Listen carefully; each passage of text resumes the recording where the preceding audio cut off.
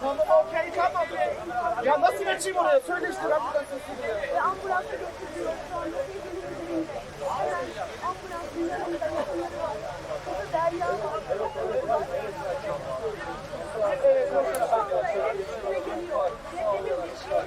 Geliyor. 6 Şubat depreminin toplumda oluşturduğu etki ve tahribat ciddi anlamda yansımalar vermeye başladı. Özellikle depremin etkisiyle oluşan travma toplumda önce bir şok, sonra bir öfke, daha sonra bir pazarlık, kabullenme düzeyi dediğimiz 5 farklı aşamadan geçiyor ve insanlarımız geçirdiği travmanın değişik aşamalarında psikolojik tepkiler içinde olabiliyorlar.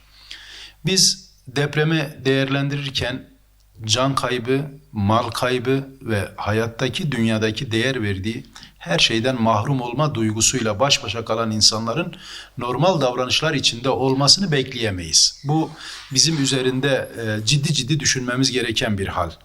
Özellikle duygusal hassasiyetler artıyor çünkü kayıplar ciddi ve önemli. İnsanlardaki kırılganlık artıyor çünkü geleceğe dair umutla ilgili ciddi sendeleme geçirdiler. Bütün bunları değerlendirdiğimizde psikolojik sağlamlık dediğimiz zorluğa, sıkıntıya, travmaya ve probleme karşı dayanıklılık durumuna göre insanlar tepki vermeye başladılar.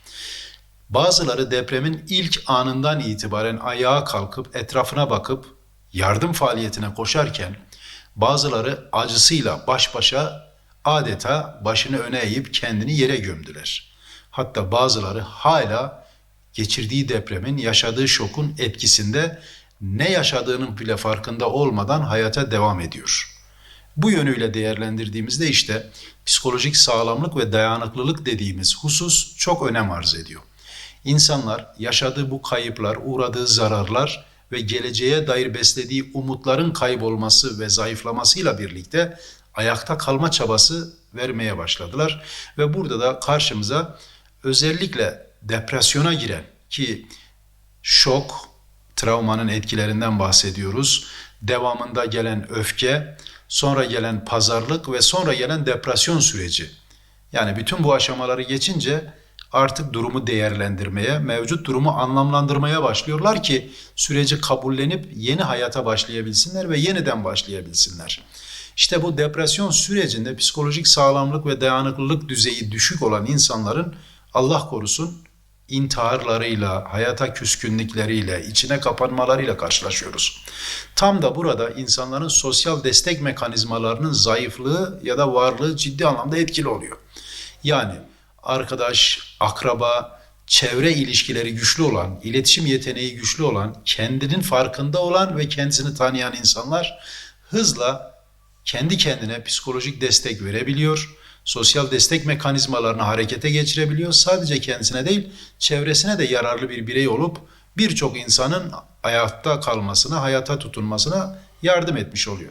İşte burada bizim gözden kaçırmamamız gereken, belki uzun vadeli değerlendirmemiz gereken en önemli şey insanların geleceğe dair sosyal ve psikolojik sağlığını koruyabilme çabasıdır.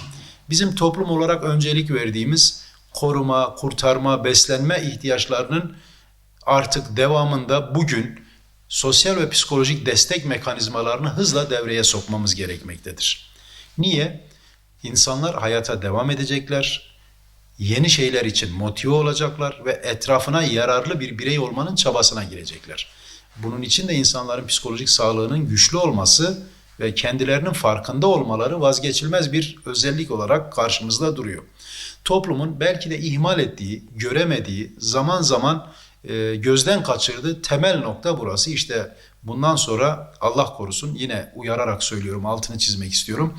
İnsanlar geleceğe dair umutlarını tekrar besleyemezlerse, kayıplarıyla ilgili anlamlandırma sürecini sağlıklı geçiremezlerse, kendi canlarına kastetmek, intihar etmek, başkalarına zarar vermek, artık yaşama anlamlandırma konusundaki zayıflıktan kaynaklı olarak etrafına zarar vermeye başlarlar.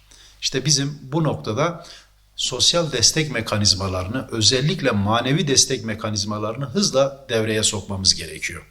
Biz biliyoruz ki insanların hayata dair, kendine dair ve geleceğe dair inançları güçlü olursa, inanç mekanizmaları kendilerini ayakta tutarsa, kaybettikleri ne olursa olsun yeniden ayakta durabilmek, toparlayabilmek gücünü kendinde bulabilirler.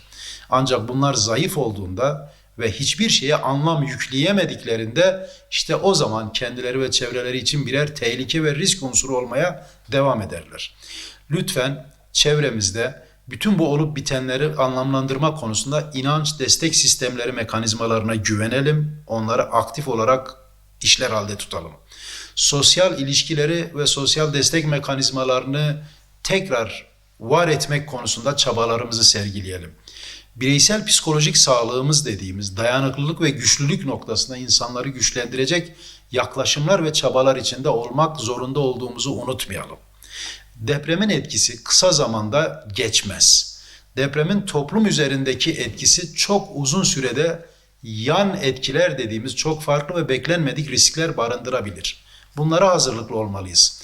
Yani şu an hepimiz biliyoruz ki toplumda ciddi anlamda bir sosyal dejenerasyondan, ahlaki zafiyetten ve vicdani rahatsızlıktan herkes huzursuz ve herkes bu problemi şiddetle dile getirmeye başladı. Ne oldu, ne değişti?